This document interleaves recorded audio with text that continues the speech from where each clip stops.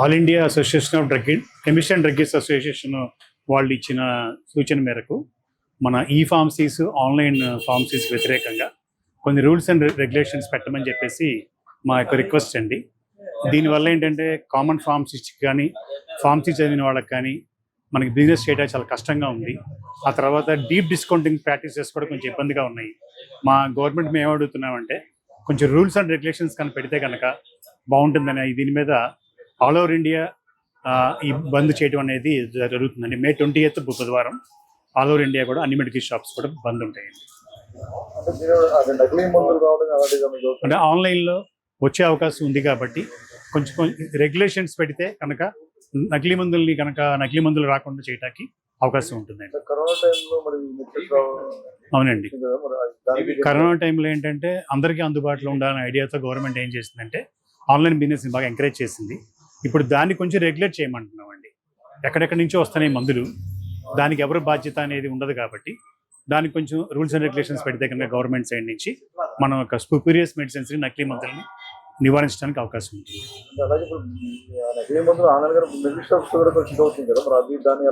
ఇక్కడ ఏంటంటే అండి మనకి రిటైల్ షాప్స్ నుంచి మనకి ఆథరైజ్డ్ స్టాకిస్ట్ నుంచి వస్తాయండి. అది విజయవాడ లోకల్లో C&F హోల్సేల్ ఉంటుంది.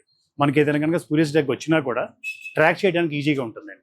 కానీ ఆన్లైన్లో వస్తే కనుక ఈ డ్రగ్ డిపార్ట్మెంట్కి కూడా ఈ ట్రాక్ చేయడం చాలా కష్టంగా ఉంటుంది. కాబట్టి అలాంటిది లోకల్గా ఉండే స్టాక్ ఎక్స్చేంజ్ మెడిసిన్ వస్తే కనుక నకిలీ మందు అనేది రాదు. ఆన్లైన్ వచ్చి మెడిసిన్ డ్రగ్ డిపార్ట్మెంట్కి పర్మిషన్ లేకుండా పర్మిషన్ ఉంటుందండి. కానీ లోకల్ పర్మిషన్స్ కూడా పూర్తిగా ఉండవండి. వాళ్ళు హైదరాబాద్ నుంచి బాంబే నుంచి స్టాక్ వస్తుంది డైరెక్ట్గా కస్టమర్కి. అక్కడ మనం కంట్రోల్ చేయడం కష్టం అవుతుంది. కంపెనీ నుంచి వస్తాయి, కంపెనీ నుంచి వస్తాయండి. కంపెనీ వచ్చినప్పుడు మరి అది నకిలీ మెడిసిన్స్ అనేవి ఎలా వస్తాయి అంటే మనకి సప్లై చేసేవాడు వాడు కంపెనీ నుంచి కొంటాడని నమ్మకం ఉంటుంది కదా మనకి. అది ట్రాక్ చేయడం కొంచెం కష్టం అనమాట.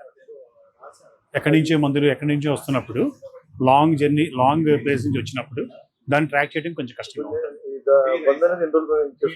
వన్ డేనండి, మే 20th బుధవారం one day all over India అన్ని మెడికల్ షాప్ కూడా బంద్. అంటే మందులు ఎమర్జెన్సీ కదా ప్రజలకి. అవునండి, మరి ఎమర్జెన్సీ మీరు ఒక రోజు ఇలా బంద్ చేస్తే ప్రజలకి ఇబ్బందికరంగా ఉంటుంది. మెడిసిన్ అనేది ఇప్పుడు హాస్పిటల్ ఎమర్జెన్సీ జరుగుతుంది, ఇమీడియట్ అనారోగ్యం జరుగుతుంది. Hospital immediate perfection medical shop అనేది ఒక టాబ్లెట్ తీసుకుని వేసుకుందాం అనుకుంటారు. ఎమర్జెన్సీ కదా మెడికల్ అనేది మీది. ఇప్పుడు ఎమర్జెన్సీకి హాస్పిటల్ ఫార్మసీస్ మోస్ట్లీ ఓపెన్ అయ్యే ఉంటాయండి. అలాగే మేము కూడా మన retail chemist and drug association Vijayawada తరఫున ఒక 20 షాపులు నెంబర్లు ఇచ్చాము. కస్టమర్స్కి కనుక అర్జెన్సీ ఉంటే కనుక మేము మెడిసిన్ ప్రొవైడ్ చేస్తాము. అసోసియేషన్కి మన డ్రగ్ ఆఫీస్కి కూడా ఆ నెంబర్లు ఇచ్చామండి. మీరు అలా కరెక్టే, కానీ ప్రతి వ్యక్తికి అది తెలియదు కదా ఎమర్జెన్సీ అని. మీరు అలా కరెక్టే, 20 షాపులని, కానీ అందరికి తెలియదు కదా 20 షాపులు ఎక్కడ ఉంటాయి, ఎవరిని అడగాలి, ఏం చేయాలి తెలియదు కదా. రిస్క్ అయితే జరిగినప్పుడు అది ఇవ్వదు కదా. రిస్క్ అయితే ఇచ్చామండి, నెంబర్లు 20 షాపుల నెంబర్లు ఇచ్చాము. దీనికి ప్రభుత్వం కూడా ఓకే ప్రభుత్వం కాబట్టి ప్రభుత్వం మీరు మాట్లాడతారు కదా. అవునండి, అందుకని వాళ్ళు కూడా ఏం చెప్పారంటే ఫుల్ డే కాకుండా ఈవినింగ్ కన్నా మీరు కొంచెం అందుబాటులో ఉండేది చూడండి, ప్రజలకు ఇబ్బంది లేకుండా చేయమని జిల్లా కలెక్టర్ గారు ఎక్స్ప్లెయిన్ చేశారండి. ఫుల్ డే చేయకుండా ఈవినింగ్ కన్నా మీరు ఓపెన్ చేయండి షాప్స్, కస్టమర్లకు ఇబ్బంది లేకుండా చేయమన్నారు అనమాట. ఆ ఇబ్బంది లేకుండా చూసే బాధ్యత మా అసోసియేషన్ ఉంది. మీరు మాట చెప్పారు, ఆన్లైన్ విధానాన్ని ఆపాలని చేస్తుంది. అవునండి, ఈ ఒక్కరోజు మీరు చేయడం ఆన్లైన్ విధానం వాళ్ళకి పెరుగుతుంది కదా వ్యాపారం అనేది. అంటే గవర్నమెంట్ మా వాయిస్ వింటే, కనీసం మా వాయిస్ గవర్నమెంట్ దగ్గర వెళ్తే ఏదో ఒక న్యాయం మాకు చేస్తారని ఒక నమ్మకంతో చేస్తున్నామండి. మా వాయిస్ అందజేయాలి అనేది ఒక ఆలోచన అనమాట. చిన్న ప్రయత్నం, చిన్న ఆశ.